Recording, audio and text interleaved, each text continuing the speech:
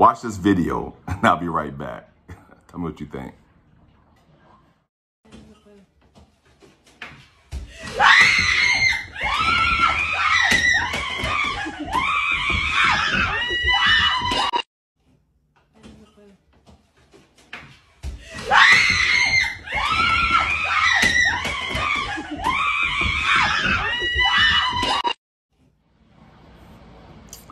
Just the way they were trying to get rid of that mouse in their house.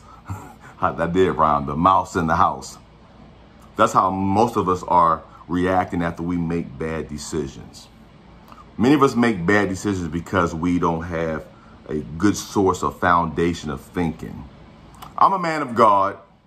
You know, and this channel, Life Inspiration, is a Christian foundation. I try to use the Bible. I don't try. I use the Bible to help us understand how we make decisions. The Bible talks about Romans 12, but we need to be transformed by the renewing of our mind.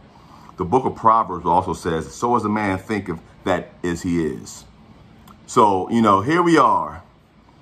Many of us are making decisions not based on facts, logic, but based upon feelings. Last I checked, and my dad would always tell me this, son, you make decisions based upon what you think, not based upon what you feel. When you make a decision based upon what you feel, oftentimes you will make a bad decision because feelings are fleeting. You feel good in the morning, you feel bad in the evening. You can feel really great at work and get some bad news, now you're feeling really bad. Feelings come and go. But once you are faced with a situation that you have to make a decision about, whether it be job related, work related, spouse related, whatever it is, you need to take a step back. I know there's some old sayings that well, sometimes you got to count to 10 or count to 100, whatever, but you got to count. You have to count and say, okay, how am I going to deal with this situation? What will be my decision?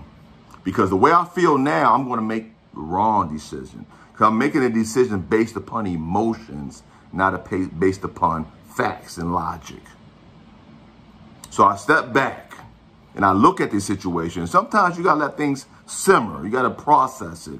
Let it go for a few days and say, okay, before I respond to this text or before I respond to this email or before I respond by phone, I'm going to sit back and think about it. And I'm going to reflect, and I'm going to take some accountability because some part in this, whether decision it is, I have some ownership. And I can't keep playing the blame game. And when you step back and you make a decision based upon a foundation of thought, and for me as a Christian man, I use the Bible. Lord, how should I approach this situation? And I tell you, the Bible has 66 books. It has answers to all of our problems. Not most, but all of our problems. I know some folks who watch this video may not believe the word of God, but I do. Nevertheless, you have to take a step back. Think about how you're going to approach the situation. Then you make a decision based upon what you think, what you've researched, your thoughts, your logic, as opposed to what you feel. Because if you make decisions based upon what you feel, oftentimes you want to make the wrong decision. Now, there are some times I do make decisions based upon how I feel.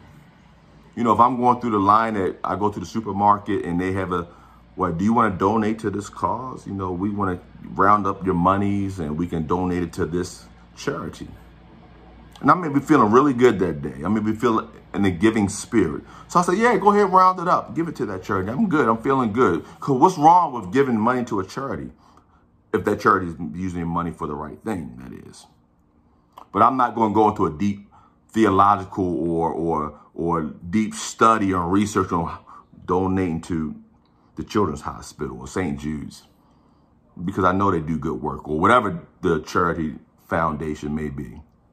But when it comes to life's critical decisions, whether it be about spousal situation or your children or your job or anything, or maybe an emergency situation, sometimes you got to take a step back, think about it, process it, Some studies say count to 10. Some say count to 100. Some say take a day off. Think about it. Say, I'll get back to you with an answer tomorrow. Because when you let it simmer, you'll make a better decision. So I hope this message finds you blessed, and I hope that we, as we continue to strive through this thing called life inspirations, that we think and we make decisions with our minds as opposed to our hearts. Be blessed. Take care. Bye-bye.